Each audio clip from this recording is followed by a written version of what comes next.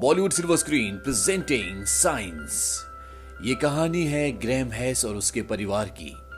आज से 6 महीने पहले ग्रैम चर्च में प्रीस्ट था, लेकिन जब उसकी पत्नी की एक कार दुर्घटना में मृत्यु हो गई तो उसका चर्च से धर्म से विश्वास उठ गया और अब वो अपने 2 बच्चों के साथ बक्स काउंटी पेंसिल्वेनिया में रहता है। यहाँ पर वो मक्के की खेती करता है।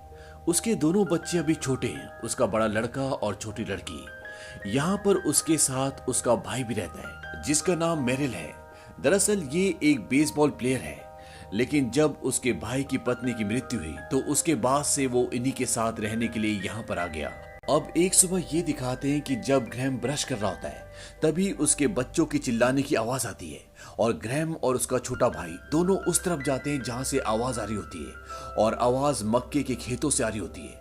वो दोनों भागकर उस तरफ जाते हैं और वो देखते हैं कि उसका बेटा बहुत डरा हुआ होता है। ग्रैम अपने बेटे से बोलता है तुम्हें कहीं चोट तो नहीं आई, और उसका बेटा उसे सामने दिखाता है और वो देखता है कि सामने जो उनकी फसल होती है वो किसी ने कुचल दी होती है और यहाँ पर एक बहुत बड़ा सर्कल बन चुका होता है। और यहाँ पर सिर्फ एक सर्कल नहीं होता बल्कि कई सारे सर्कल्स होते हैं और ये एक पूरा डिजाइन होता है। और यहाँ पर उनके कुत्ते भी होते हैं जो डर के मारे जोर जोर से भौंक रहे होते हैं। ग्रैम को शक होता है कि ये लायनल और उसके दोस्तों का काम है, इसीलिए वो एक लेडी पुलिस को कॉल करता है।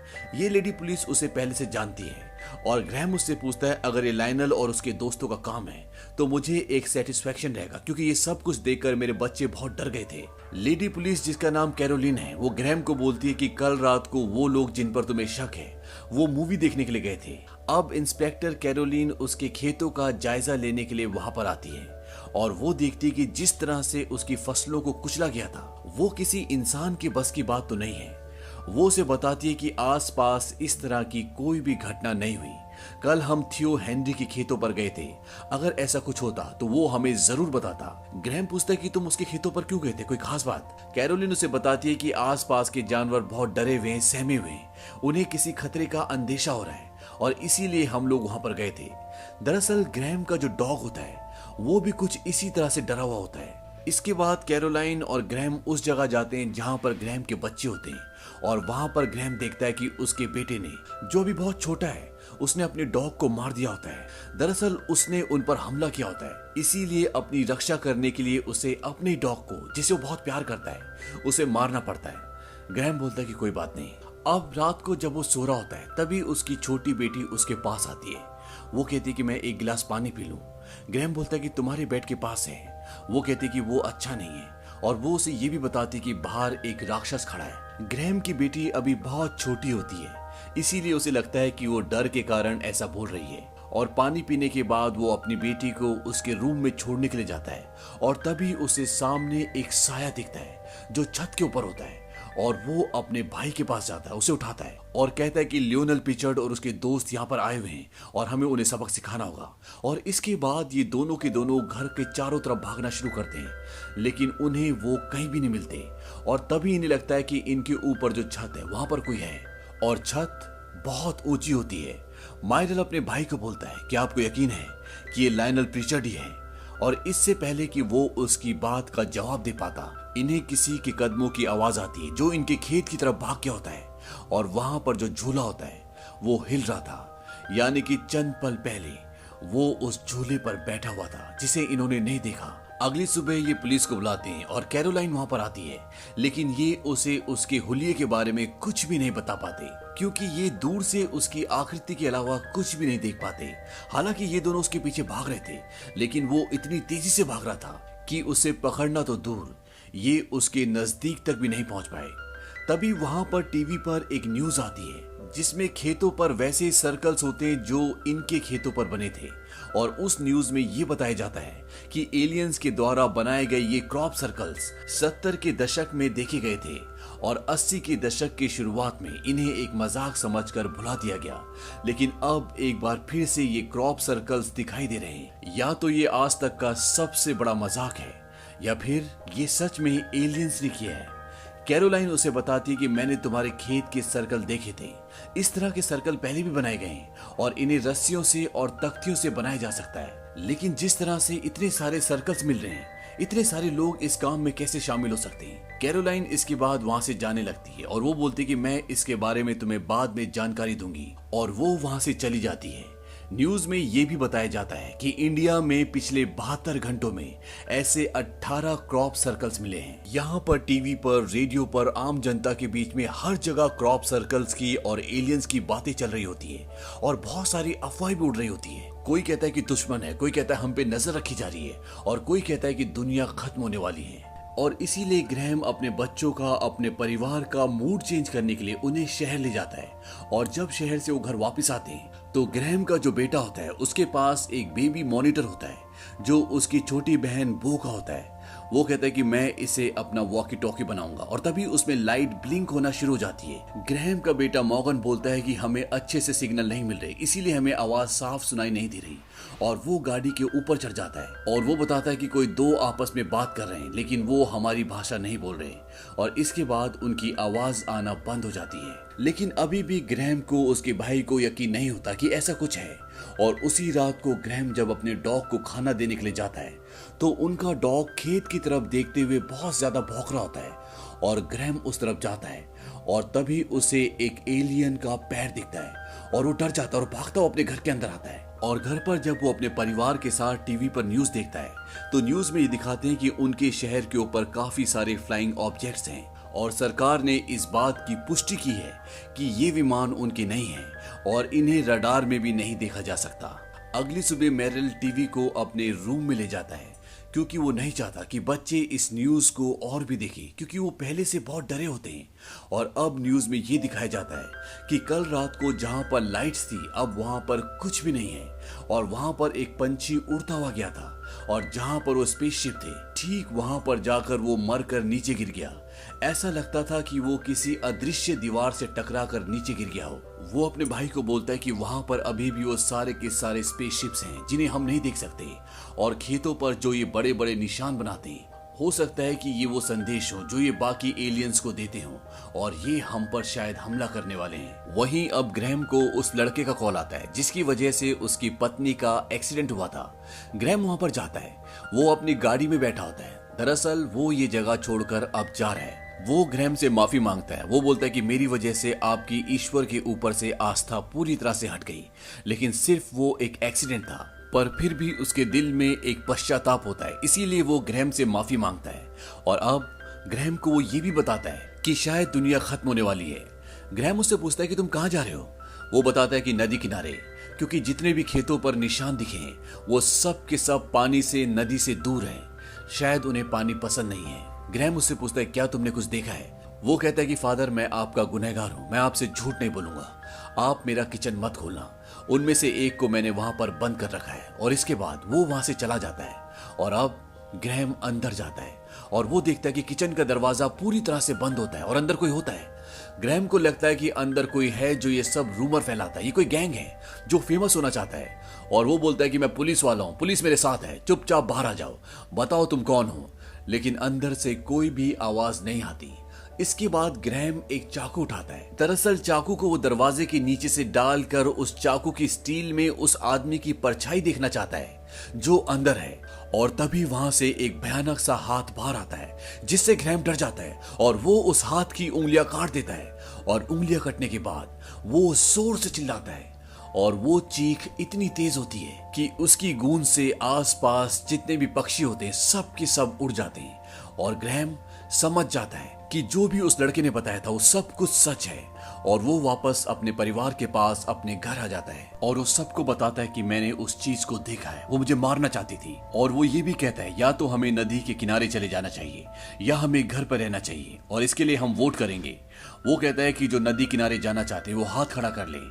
उसकी छोटी बेटी वो हाथ खड़ा कर लेती है और खुद भी हाथ खड़ा करता है, यानी कि ये दोनों नदी के किनारे जाना चाहते हैं। इसके बाद वो कहता है कि जो घर पर रहना चाहते हैं वो हाथ खड़ा कर लें और उसका बेटा और उसका भाई हाथ खड़ा करते हैं। ग्रैहम कहता है कि हम नदी किनारे जाएंगे। उसका बेटा बोलता है कि ये चीटिंग है, दो ने हाथ खड़ा किया था घर पे रहने के लिए और दो ने नदी किनारे जाने के लिए। ग्रैहम कहता है कि तुम्हारी माँ भी चाहती थी कि हम नदी किनारे जाएं, जो अब इस दुनिया में नहीं है। तभी उसकी छोटी बेटी वो अपना हाथ खड़ा करती है और वो कहती है कि मैं अपना वोट बदल रही हूँ, हम घर पर ही रहेंगे। और मजबूरन उन्हें ये फैसला करना पड़ता है कि अब वो घर पर रहेंगे। ग्रैहम बोलता है कि हमें तख्तियों से सारे दरवाजे, सारे विंडोज को बंद कर देना चाहिए। उसका भाई बोलता है क्या वो तख्तियों को तोड़ नहीं पाएंगे। ग्रैम बोलता है कि जिस एलियन को मैंने किचन में बंद देखा था वहां पर भी तख्तियां थी और वो उन्हें तोड़ नहीं पाया था। और अब रात हो जाती है और रात को न्यूज दिखाई जाती है कि जो लाइट्स कल एक शहर में दिख रही थी आज वो 274 शहरों में दिख रही है। यानी कि ये एलियंस धीरे धीरे पूरी दुनिया में फैलते जा रहे हैं और सबका मानना ये है कि ये एक जंग का ऐलान है, इंसानों और एलियंस के बीच की जंग। अब रात को जब ये सब खाना खा रहे होते हैं तो तभी ग्रैम के बेटे मॉर्गन का जो वॉकी टॉकी होता है उसकी लाइट ब्लिंक होना शुरू हो जाती है और ये समझ जाते हैं कि वो आपस में कम्युनिकेट कर रहे हैं और वो कभी भी यहाँ पर आ सकते हैं क्योंकि एलियंस को पता है कि ये सब के सब अंदर हैं। ग्रैम और उसका भाई दरवाजों को, खिड़कियों को लकड़ी की तख्तियों से चारों तरफ से पूरी तरह से सील कर देते हैं और तभी इन्हें एहसास होता है कि इनकी छत पर घर के चारों तरफ कई एलियंस हैं और इन्हें एक हाथ दरवाजे के नीचे से आता हुआ नजर आता है और ये सब के सब बेसमेंट में चले जाते हैं और दरवाजे को अंदर से बंद कर लेते हैं। ग्रैम का बेटा बोलता है कि वो हमारे सीक्रेट्स जान चुके हैं और तभी ये दिखाते हैं कि दरवाजे का जो लॉक होता है उसके हैंडल को बाहर से कोई घुमा रहा होता है। ग्रैम उसे जोर से पकड़ लेता है, कहता है मैं खुलने नहीं दूंगा और मिरिल उसका भाई तभी कुल्हाड़ी लेकर उसकी तरफ आता है। लेकिन तब तक एलियंस बाहर से उनकी लाइट इलेक्ट्रिसिटी को डिस्कनेक्ट कर देते हैं और यहाँ पर चारों तरफ अंधेरा हो जाता है।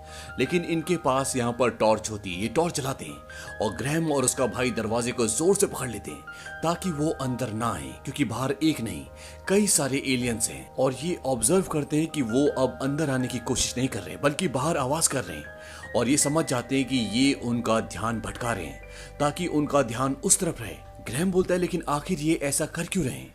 उसका बेटा मॉर्गन बोलता है कि मैंने किताब में पढ़ा है ये बहुत समझदार होते हैं और ये किसी भी तरह से अंदर आ जाएंगे। ग्रैम बोलता है कि पहले इस तहखाने में कोयला रखा जाता था और उसे पहुंचाने वाला पाइप यहीं आसपास कहीं होगा और ये सब पाइप ढूंढना शुरू कर देते हैं क्योंकि कमरे में अंधेरा है और ये सिर्फ टॉर्च से देख सकते हैं। और जब ग्रैम टॉर्च अपने बेटे की तरफ जलाता है तो वो देखता है कि वो पाइप उसके पीछे होता है और वहां से एक एलियन का हाथ आता है और वो उसके बेटे को पकड़ लेता है, वो उसे खींचकर ऊपर ले जाना चाहता है।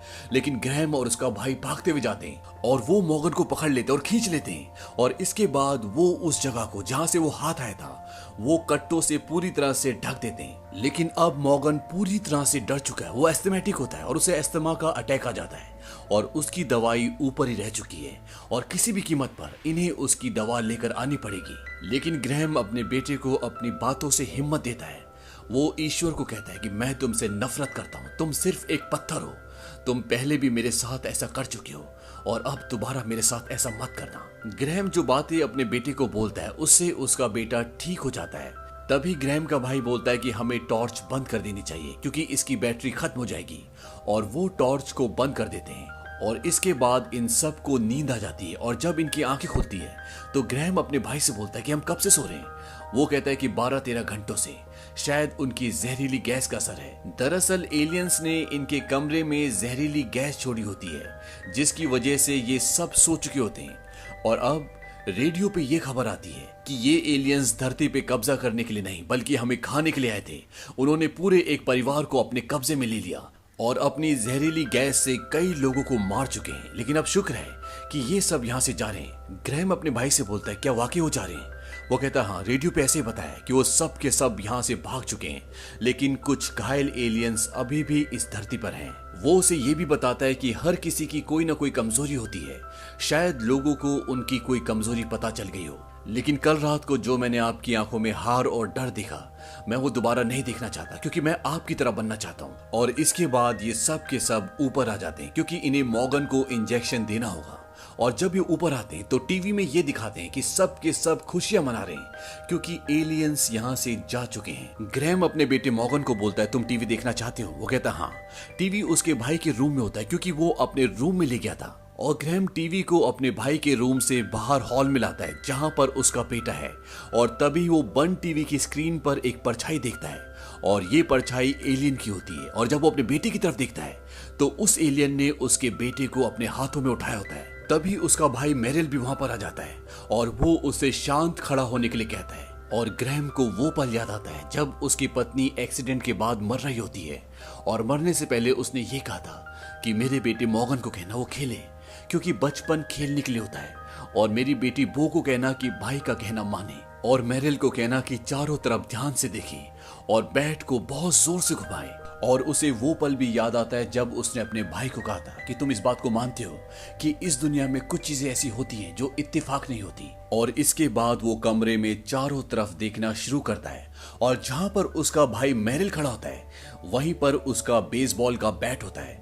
वो अपने भाई को बोलता है कि बैट उठाओ और उसे जोर से घुमाओ, जितनी जोर से तुम घुमा सकते हो। मेरिल अपनी साइड में देखता है, वहां पर उसका बेसबॉल का बैट होता है। वहीं एलियन जिसने मॉर्गन को उठाया हुआ है वो अपने हाथ से उसके चेहरे पर जहरीली गैस छोड़ना शुरू करता है और ये देखकर वो जोर से चिल्लाती है जिससे एलियन का ध्यान उसकी तरफ जाता है। और जब वो उसकी तरफ मुड़ता है तो मेरिल देखता है कि उसकी पीठ पर एक रोशनी जल रही होती है और मेरिल पूरी जान से बेसबॉल के बैट से उसकी पीठ पर हमला करता है और इसके बाद वो उस पर कई प्रहार करता है और वो एलियन गिर जाता है और ऊपर गिलास होता है जिससे पानी गिरना शुरू हो जाता है।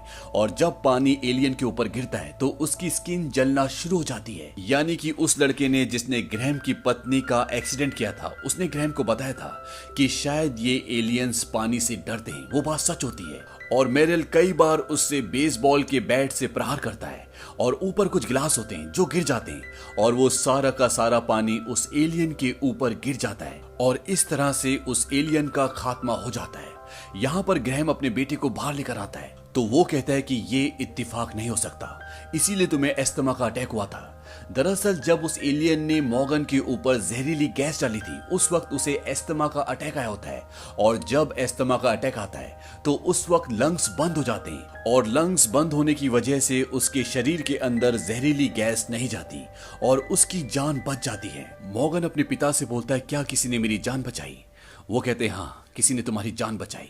वो जानते हैं कि ईश्वर ने उसकी जान बचाई है और इस तरह से ग्रैहम जिसने ईश्वर के ऊपर से अपनी आस्था पूरी तरह से खो दी थी वो आस्था एक बार फिर से आ जाती है। और कुछ वक्त बाद ये दिखाते हैं कि ग्रैहम अब दोबारा से ईश्वर पर विश्वास करता है और वो तैयार होकर चर्च जा रहा होता है।